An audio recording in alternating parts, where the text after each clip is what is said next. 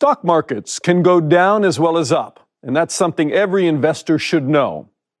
There will always be movement in a market, but what are the effects on business and the real economy when the stock market suffers a devastating drop in value? And for that, we need to look at the past. The Wall Street crash of 1929 led to at least 10 years of worldwide economic depression. It was the most severe financial crisis of modern times. It came after a period when markets had been booming and shares had been steadily increasing in value. So on Black Tuesday, the 29th of October, 1929, the good times came to an end. As more and more people sold their shares, the New York stock market went into free fall. By the end of the day, it had lost 12% of its value. By the time it stopped falling, the Dow Jones had lost 90% of its value. It meant that banks failed across America, companies went bankrupt, and individuals lost their investments and sometimes their life savings. The effects were not only felt in America. Stock markets in Europe and around the world also fell. What followed became known as the Great Depression. Production slowed, factories were closed, and staff laid off.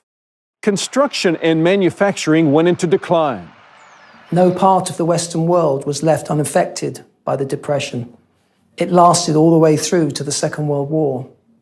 Luckily, there's never been a global depression as severe as that since then. However, stock market crashes don't always lead to economic depression.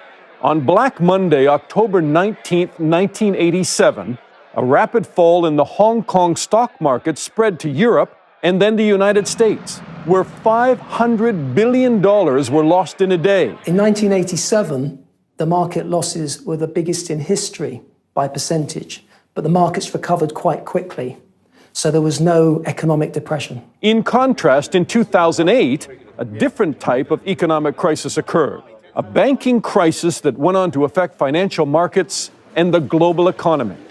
For a number of years, banks in the United States and elsewhere had been giving loans to buy houses to people with poor credit ratings.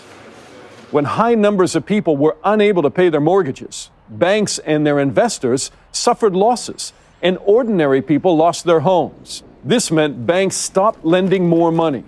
It became known as the credit crunch, and its effect was global. A lack of credit to banks, companies, and individuals has the effect of freezing the economy. Investment and growth slow or stop, which means recession, job losses, and bankruptcies. Many economies around the world were badly hit. Portugal, Italy, Ireland, and Greece were very badly affected. Governments around the world were forced to bail out their financial institutions, but it wasn't enough to prevent a global economic downturn. Business leaders were concerned. We are in the worst economic depression in my lifetime. Economic recession, we're not supposed to call it a depression, yes, but it feels pretty depressing. Movements in financial markets are part of the normal operation of the economy. When falls are severe, they can have lasting effect on people's lives. But share prices and effects across the whole economy are not always directly linked. If you look at the history, you see that there have been more crashes than there have economic depressions. The reality is that the financial markets don't always predict how the real economy behaves. By real economy, we mean the parts of it concerned with the production of goods and services rather than the buying and selling on financial markets. One thing you can be sure of in your working lifetime is that you will experience a crash of one kind or another.